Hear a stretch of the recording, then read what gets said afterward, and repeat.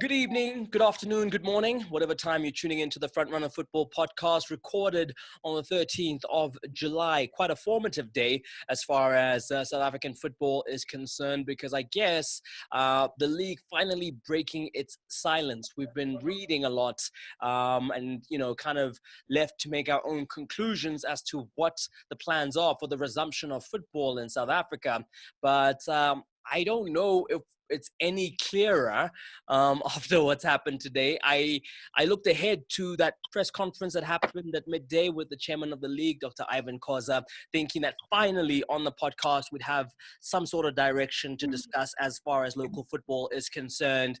But John T. Mark and Mazola Molefe will help me kind of figure out if we are indeed better off or any more educated as to what's happening regarding the resumption of the ABSA Premiership and, of course, the NFD, both that have to come to some sort of head as we're trying to find out who wins what, who stays up, who goes down. All the different permutations have to be settled. Good evening, gentlemen. Thank you so much for joining me. Good evening. Hamza. Mazola, let's start with you. I was reading an article on Soka La Duma that kind of made it seem like, the PSL are going to push ahead with this date that we discussed on the show, the one of 18th August, it being not a realistic date, but one that seemed to be coming up quite a bit in all the reporting, only for the chairman to come out today and say, hey, listen, we've never attached any date to anything. Classic South African football question, who's fooling who? Yeah, well, look, the chairman can come out and say, I mean, obviously he didn't say there's no date. That's let's make that clear. He just wouldn't give a date out to the public. He said that with the reporting, they haven't set a date. So whatever date we're hearing doesn't come from them. That's not true, because we all have a circular that has got a date on it, and it's the 18th of July. I mean, it's been hopping from one WhatsApp group to another. So, right. If you don't have it by now, you've got to check your sources. Right, of course, because it's been doing its rounds throughout the weekend. So we've all seen it. I've seen it. John T's seen it. So the chairman can't stand in front of us and say, there is no date, or at least allude to the fact that there is no date. There is a date. It might not yet be. I think what he meant was that it's not yet been approved by SAFA, because SAFA is the motherboard. He's walking it back, isn't he? Because obviously he doesn't want to run into some sort of situation with SAFA saying that you guys kind of went ahead without us. The idea is that if we are going to wrap up the current season, the balance of the season by the 31st of August, then we are calculating the next 6 weeks. And obviously if we are calculating on that basis, then it means the league has to kick off this Saturday to be able to finish on the 31st of August. Right. So yes, he might not have given us a date, but we know the date. That's a fact.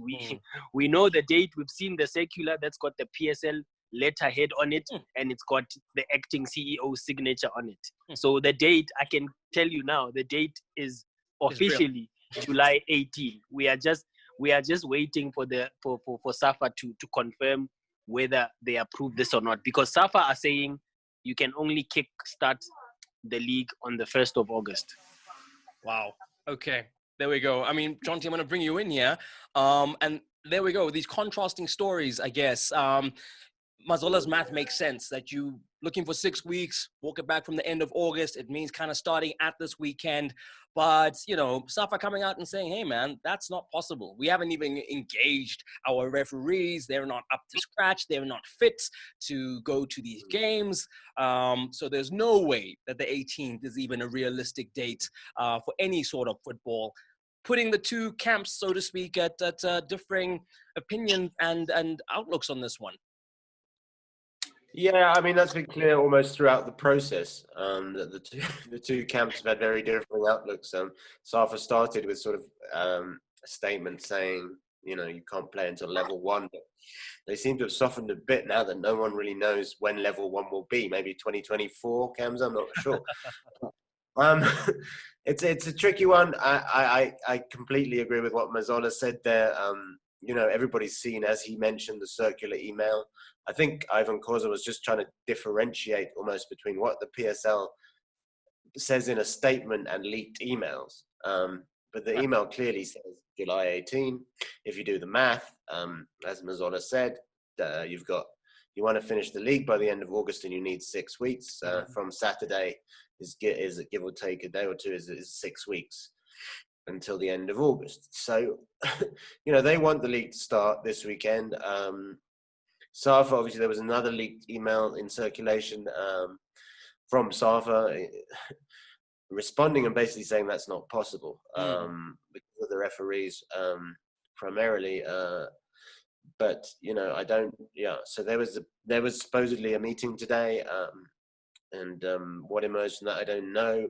I think obviously the main point that Irvin Khoza was basically making on the back of that was that financially it's becoming it's hitting crisis point, and if we don't start and do it by then, you're going to find football plunged into deep financial crisis, like other sectors of the economy have been. And I think this is the point that, Irvin Khoza was trying to get across to SAFA. Yeah. The message was trying to be sent in this presser while trying to be diplomatic. So he sort of stressed that he had very productive conversations with SAFA President Danny Jordan, and that there was, there did seem to, for him, there seemed to be a way to do this. And obviously he stressed that they'd followed all the measures. They'd said they would follow with government, and that government asked them to follow. And, they had tested all the players now, and they are ready to go effectively. But they didn't, I don't think they want to because I've heard that they're upset with SAFA, but I don't think they wanted to throw the baby out with the bathwater, if you like. So I don't think they wanted to sort of, throw SAFA under a bus, because that's going to be completely counterproductive. That's going to end up with SAFA delaying the even more. So there was a sense in what Dr. Khoza said of some diplomacy and trying to get a smooth passage into a season starting. And I personally have my doubts now. We're sitting, 6 days before the supposed start of the season. I mean, I've got to have my doubts about whether they're going to be able to start by then. Especially if SAFA if SAFA refused to release the referees, it's a no-go, because how are you going to have games refereed? So we'll have to wait and see. But there's a lot of diplomacy there. But obviously the PSL, the urgency of the matter was stressed as strongly as the PSL could manage in that press conference. Mazzola, how flexible is that end of August deadline? Because it's looking like obviously now it's not going to stand. So, to the point of it being a crisis, when the chairman kept on saying 30th of June, I was hoping that he was mistaken and misspeaking, maybe saying that 30th of July, but it seems like we're already in crisis territory as far as the grants are concerned, because that tap seems to be closed.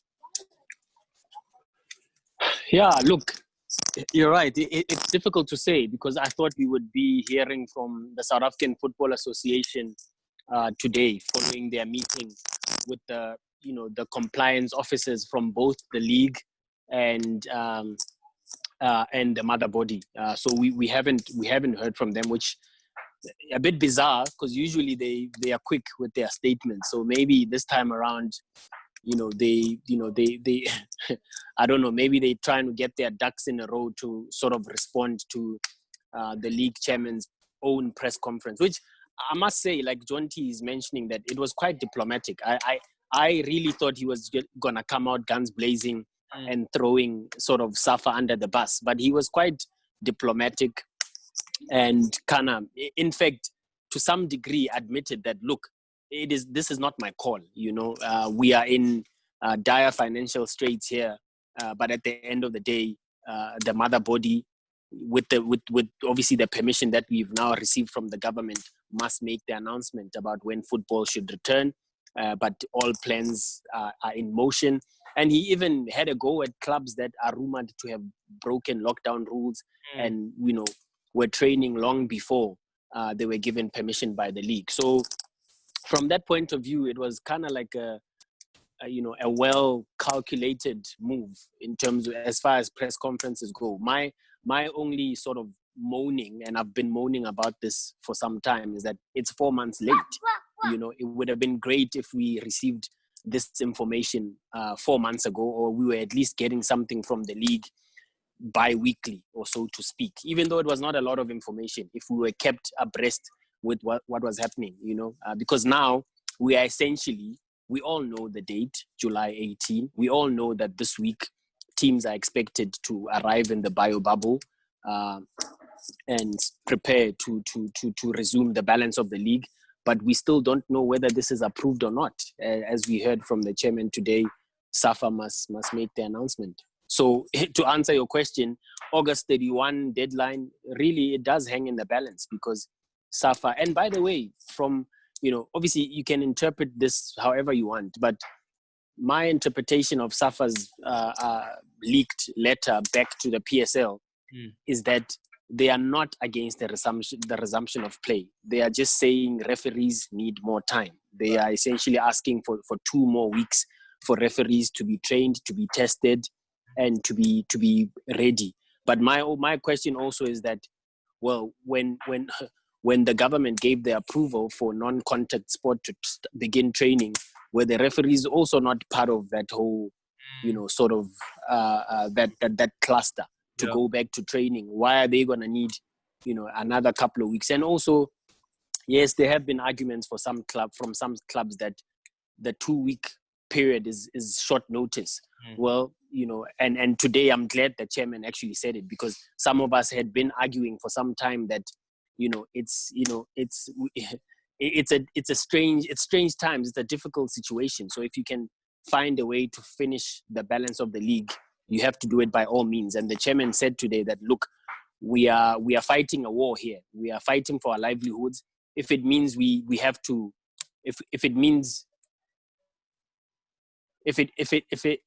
we have to finish the season in such a short space of time, if it means clubs have to go and wrap up the season with MDC players, then so be it. The league has allowed clubs to register MDC players and youth players. So if you don't have 6 of your key players, you can go with your 20-year-olds there to finish the last 4 games. Well, I guess, that's one baptism of fire there for those players. I do kind of commiserate, though, John T, with the chairman when he said, the amount of detail that's being required from us and what we've provided is more than most companies. And he made the point that a lot of companies have gone back to work. No one said those companies must test all their, employees before they come back to the office. He's saying that we're taking all these stringent measures, and yes, with that comes a greater deal of responsibility, because also essentially they're in the event organizing business and don't want to have any liabilities when it comes to that. Do you think that there needs to be a bit of sympathy for the cause of the league, considering that, so much money at stake? Their rule set is a bit different to that of other companies, but the economics determine that the livelihood of this league and the survival is dependent on football kind of being summed up in the next 2 months, if we have that. I'm kind of yes and no. I mean, I get the point that, they've had to follow these stringent rules, but so is every other league. It seems to be the policy. It's a contact sport. Comparing it to other companies, not 100%. I don't go into the office, to set a rather silly example, and sort of mark my colleague and maybe, spit on him or, drool on him, or there would definitely be tackle him, and I don't. There's a potential for virus, transmission in contact sports, which is why they've been so slow in coming back.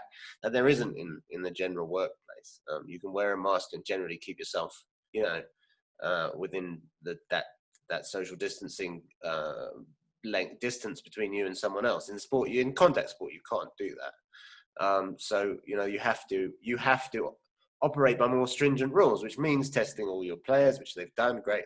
But I do think to compare yourself to other companies is not 100% like, it doesn't line up. But I do think that they have gone through a lot, and they have done a lot, and they have been praised for their report, and they have got everything in place. You have to. There are mitigating circumstances in the sense that we had an address from the president of the country yesterday saying that the pandemic is peaking now, and or not peaking now, but still to hit its peak. And he's encouraging the country to almost stay more in lockdown.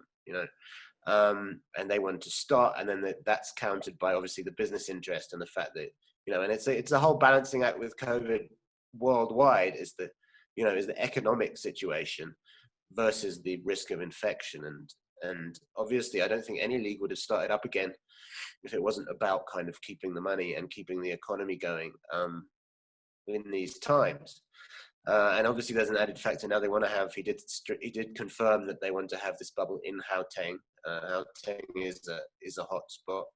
It's one of the provinces that is going up and up and up, but the idea is if you can create a biologically safe environment, then it doesn't really matter where it is, in the sense that within that environment, the virus is not there. There were some interesting points he made about testing, which I would query a little bit. Is he said they would test them 48 hours before they go in to camp, would be the last testing, and they wouldn't actually. What I heard was that they wouldn't actually be tested while they were in camp. Yeah, that's true. Which I find a little strange, because what happens in those 48 hours? What if somebody picks it up in the 48 hours and then it spreads out in the camp? So I don't know if medically that's the correct thing. I don't know if maybe the government or the SAFA will come back on that issue. But they certainly have gone into a lot of detail and are doing their best. And it's a really tricky situation, because ideally, obviously, you would say, okay, just wait, just wait until the peak passes, wait until it's a bit calmer, and then play. But economically, it's what's quite clear is that economically that is not viable for the league.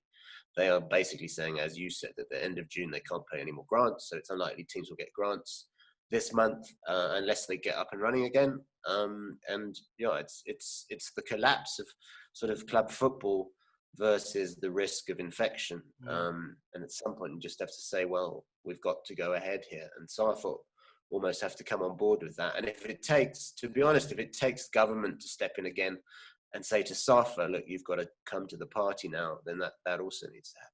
But taking Mazola's point that refs have said, Mazola's point about the referees and SAFA sort of saying we just need a couple more weeks. Well, that's fine. I don't see a problem with that.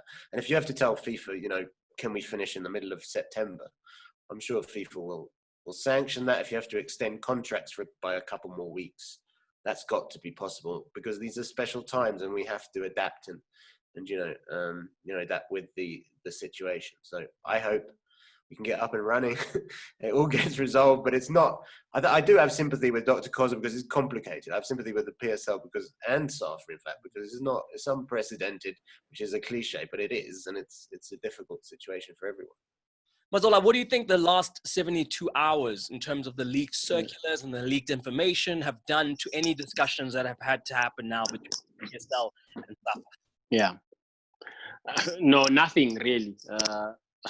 I mean, the information that's leaked is information that it's their plans. I mean, it doesn't change. If I'm gonna get married tomorrow and someone leaks the information that I'm getting married tomorrow, it doesn't change the fact that I'm still gonna get married tomorrow. Yeah, but if I say to you, hey, we didn't say you're really getting married tomorrow, why are you telling people you're getting married tomorrow? You and I have a problem, right? Which is exactly what SAFA and the PSL are. Right? Sorry, guys. Look, I would think it's a problem if the leaked information wasn't on a circular with a letterhead and Mato's signature or Tebogo Mohlante's signature from SAFA. You know what I mean? If that was the case, for instance, and I don't mean to shoot down, some of the reports, but, the report that kind of suggested the Glad Africa Championship would be cancelled, for instance, obviously both the league and SAFA can turn around and say, well, that's not what we discussed at all, because you wouldn't know for a fact. You are not in the meeting. There is no circular sent to clubs to confirm that they are scrapping the league. So from and I'm just trying to obviously just hypothetically speaking, entertain your question about leaks here. But wouldn't they then prefer that? Wouldn't they have preferred that the 18th be a leak? Because then you can come out and say, nope, that's nothing we said, we didn't commit to that. The absolutely means that it was seriously being considered. And obviously now it's at odds with what SAFA are saying. Absolutely. Look, if the date was, which in this instance, the first time I wrote the story about the 18th and 19th of July, it was based on information that I had gotten from sources. Right. I had not seen any document whatsoever. Right. The first time I saw a document about the 18th of July was this Friday. That's the first time that I saw a document that actually had the date. But 2 weeks ago, a weekend ago, when I wrote that, potentially discussions are on the table to start playing as of the 18th and 19th of July. It's the same with my Nedbank Cup story, to say the Nedbank Cup will kickstart the resumption of the league. I don't have a document that says the Nedbank Cup will be the first to kickstart the league, but I do have it on good authority that the 4 clubs that are still participating in that cup competition have been told that they are up first, so to speak. But with that's why I'm saying the chairman's, sort of sidestepping the question about the date, kind of maybe insinuating that there is no date or SAFA must announce the date. To some extent, I feel like he should have just come out with the information, because by now we all have a document that says that, that clearly states that the resumption of the league is the 18th of July. Right. Okay. I just want to try something here. Sorry. So John T, I guess, we're in this situation now where the chairman didn't come out and acknowledge the dates, even though he could have easily said that, listen, those were proposed and we were still waiting for SAFA to get back to us with them, but we were thinking about it. Instead, he's kind of just denying it existing. But now we're looking at this fact that, okay, we've got these 4 teams in the Nedbank Cup. We've got all the teams that need to play in the league, both in the National First Division and in the PSL. And this, so I guess now he was in that press conference kind of saying the ball is in SAFA's court. Is that where we are at the moment? Well, I think he was acknowledging in the sense that SAFA have to approve everything. SAFA are the mother body, and they have to give their acknowledgement before anything could go ahead. So he was acknowledging that. He did say they were going to meet with SAFA today. He also said there's another BOG meeting tomorrow. So there's still clearly some stuff to be ironed out before they officially announce, if they can, that the Nedbank Cup semi-finals will take place this weekend, or something else that because the referees aren't ready or whatever it is, it'll only start beginning August. I do know that someone told me who was at the BOG meeting that last week that was a proposal that was raised. The possibility of cancelling the Glad Africa Championship was raised. It was not something that was said this is going to happen. It was just a possibility. They were weighing up various possibilities, and that was one of them. So it's not completely rubbish, but or untrue. But it was just my understanding is it was a proposal. And obviously they've got a huge task on their hands to manage all these fixtures and get them all done. And as Mazon also mentioned, now it was put to Khoza what happens if there's an outbreak where 5 or more players in one squad sort of get coronavirus during this thing. And then he said, well, they can use MDC players. It creates a bit of a strange environment if you're throwing your MDC players into the fray in what's key games in the close of the season. But again, it's unusual circumstances, and we just have to sort of accept it and I think get on with it. And the keenness is obviously to get on with it as soon as we can. As I've said, I don't think 18th of July. If I was asked now, I would say no. I don't think it'll happen this weekend. Right. Maybe It doesn't seem like maybe it. that's the easy. Yeah, I don't see it either. I don't see it here. Okay. So now, obviously, the teams with the most to gain and to lose are the ones at the top of the table and at the bottom of the table. In terms of trying to avoid that situation where they have to call on MDC players, it's about being as thorough as they can with the testing. So I guess now the onus is on the teams that if you do want to survive, make sure you get testing. To make sure that your best players are available for you to mount a bit of a survival challenge. And of course, on the opposite end, if you're trying to win the title, onus is on you to make sure your squad is tested and make sure that you've got the players that you need to be able to fight for the title, Mazon. Yeah, look, I don't know. It really is unprecedented, you know. I don't know if anyone really has an advantage, or anyone has a way to say they can continue where they sort of left off. I mean, even when we talk about this registering of youth players, MDC team players, it's difficult. And I'm with John T here as well, that if I were to be asked now, do I think on Saturday afternoon or evening we will have a PSL game? I don't see it, especially on the back of what SAFA. I don't see how SAFA are going to change their stance. At least they've moved from saying football at level 1, because that's not going to happen. Although obviously there were reports of a potential vaccine. But that's not going to happen. That's not going to happen this week or in 2 weeks' time, or maybe not even in 3 months' time. So it's a difficult one. I mean, if you talk about teams, in a way it's every man for himself, but at the same time not so much. I don't know. I'm rambling, but no, you're right. Yeah, I think you're right. You're onto something there, that it is kind of every man for himself, but we need to work together to make all our collective interests kind of pan out. But I'm just wondering if SAFA's interests are the same as the PSL's, because obviously the PSL are a money-making machine, and SAFA aren't.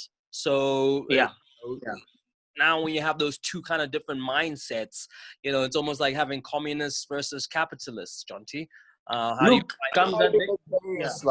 various backstories here. The first is that the squabbling between Irvin Khoza and Danny Jordan that dates back a long way. I mean, those two have if it's to be believed, I've never really seen eye to eye for a long time now, and there's a sort of that all plays out above everything else, where it seems like the one is trying to spite the other, or the one is trying to throw a spanner in the other one's works, and then SAFA in this instance, I guess, delaying the season and frustrating the PSL by their constant delays. I've had people within the PSL say to me repeatedly that SAFA are deliberately slowing down the process, so it's certainly there. This kind of people not being on the same page and fighting different causes, and that's very real, because the PSL are their own business and want to get up and running, and SAFA are very, very justifiably wanted to make sure that their interests are taken care of, especially in terms of protecting their referees. If that's, you do have to ask, like Mazola said, though, was that not part of the initial document? If so, why have SAFA not got their referees ready by now? That's a valid question.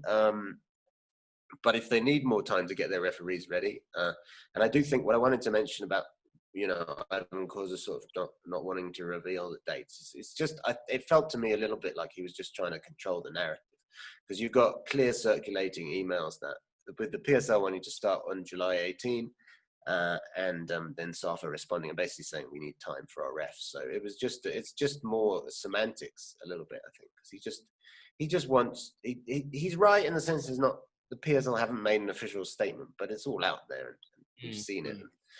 It sounds a bit silly in some way, but it is just him also trying to backtrack a little bit, maybe, so that if the season doesn't kick off this weekend, as me and Mazola think it won't, then he doesn't. The PSL aren't being cast as, oh, well, they said it was going to, and now it hasn't. That kind of No, I argument. mean, I think it's a very easy statement to make, is that, listen, there's a date of the 18 that's making the rounds, but it's not going to happen because we need all stakeholders to be comfortable with it. That's all he had to say. But now it makes it look like these dates that are out there, someone is making up a story. You guys have seen the circular. Do they not think that circular translates into what you tell the public? Nile doesn't help anyone, and PSL haven't helped themselves. Sorry, I'll let Mazola in a minute. But the PSL haven't helped themselves by not saying anything for 4 months. I mean, they don't say anything. So what do they expect? Do they expect the media to just, sort of stand back and wait for them? I mean, if these documents are made available, and presumably they're made available by people also frustrated with the process and the fact that nothing's happening or there's no start to football again and wanting to get things out there, emails like that aren't leaked unless someone wants them to get out there. Right. It's not like newspapers have a team of hackers hacking people's emails. It's not like they can afford to do that, for starters.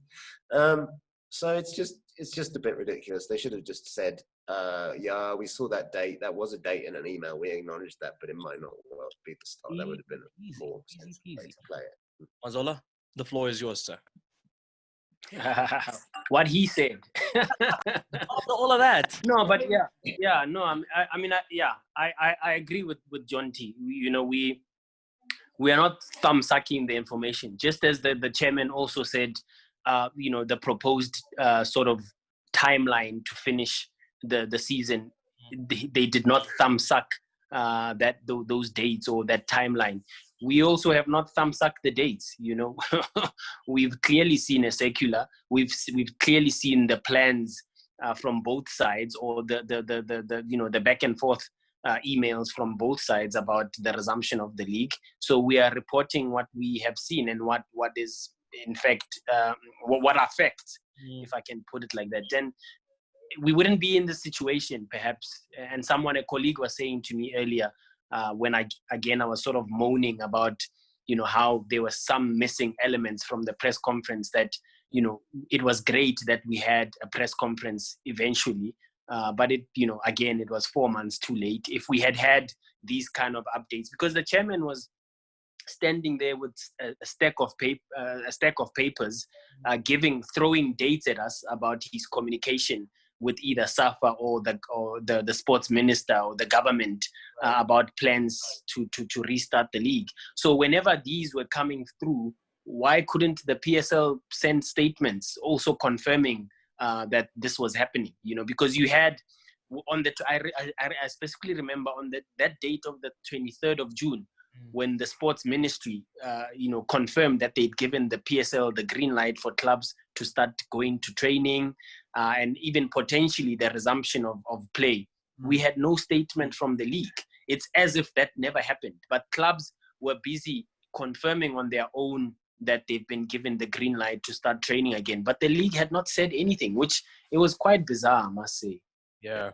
No, it does sound like it. I think obviously we're all kind of looking ahead to see what transpires between this round of talks between SAFA and the PSL. But I think maybe the big story that might kind of ferment underneath all of this is the fact that if we do go into another month of waiting for football and this grant tap has been closed, I wonder what those ramifications are for the clubs that are going to be affected. And, some clubs will be able to deal with it better than others. But, this lack of funds coming in from this grant that one team or club will grow so accustomed to, and now it doesn't exist anymore. It's just a matter of time. And I hope it doesn't get to that. But, and I hope, the powers that be at SAFA are cognizant of that.